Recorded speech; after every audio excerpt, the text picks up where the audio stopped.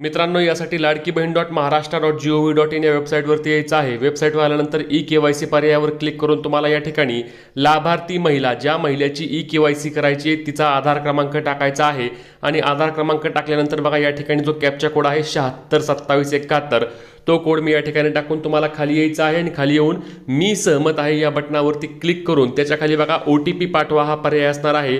त्या OTP पाठवा या पर्यायावर तुम्हाला या ठिकाणी क्लिक करायचं आहे। आता मी सहमत आहे वर क्लिक करतो। वेबसाईट भरपूर वेळा लोड घेत आहे, त्यामुळे थांबायचं आहे, जास्त घाई गडबड करायची नाही, लक्षात घ्या प्रत्येकाला वेबसाईट लोड घेत आहे। आता मी OTP पाठवायला क्लिक करतो। त्यानंतर बघा माझ्या आधार कार्डशी लिंक असलेल्या म्हणजे महिलेच्या आधार कार्डशी लिंक असलेल्या मोबाईल नंबरवर 6 अंकी OTP येईल, तो OTP या ठिकाणी टाकायचा आहे तुम्हाला आणि OTP टाकल्यानंतर खाली सबमिट करा या बटनावरती क्लिक करायचे। सबमिट करावर केल्यानंतर बघा या ठिकाणी वडिलांचा किंवा पतीचा आधार क्रमांक टाकायचा आहे। फॉर्म तुम्ही ज्याच्या नावाने भरला आहे त्याचा या ठिकाणी आधार क्रमांक टाकायचा आहे आणि आधार क्रमांक टाकून पुन्हा एकदा शेजारील कॅप्चा कोड टाकून सेम प्रोसेस मी सहमत आहे वर क्लिक करून OTP पाठवा म्हणायचा आहे। आता वडिलांचा किंवा पतीचा ज्याचा तुम्ही आधार क्रमांक दिलाय त्याच्यावर एक OTP येईल। आता तो OTP आलेला आहे आणि मी या ठिकाणी OTP टाकून सबमिट करा या बटनावर क्लिक करतो।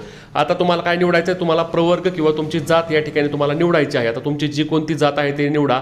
तुम्ही मराठा समाजातून असाल तर तुम्हाला खाली सर्वसामान्य प्रवर्ग आहे, तुम्ही भटक्या जमाती असाल तर तो निवडायचा आहे, OBC असाल तर OBC, जो कोणता तुमचा प्रवर्ग आहे तो प्रवर्ग तुम्हाला या ठिकाणी निवडायचा आहे।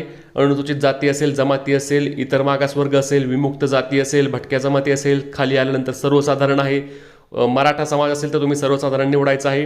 त्यानंतर खाली आल्यानंतर माझ्या कुटुंबातील केवळ एक विवाहित आणि एक अविवाहित महिला योजनेचा लाभ घेत आहे। लक्षात घ्या यामध्ये जास्त काही पाहू नका। तुमच्या कुटुंबातून एक विवाहित आणि एक अविवाहित दोघीच लाभ घेसाल तर हो म्हणायचे, जास्त असतील तर तुम्ही या ठिकाणी नाही म्हणा।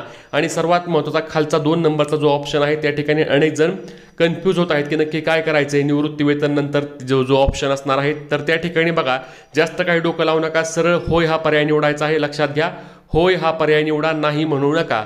होय या पर्यायावर निवडून तुम्हाला खाली काय करायचंय, खालचा जो टिक मार्क आहे बॉक्सचा त्यावर टिक करायचा आहे आणि सबमिट करा या बटनावरती तुम्हाला या ठिकाणी क्लिक करायचं आहे।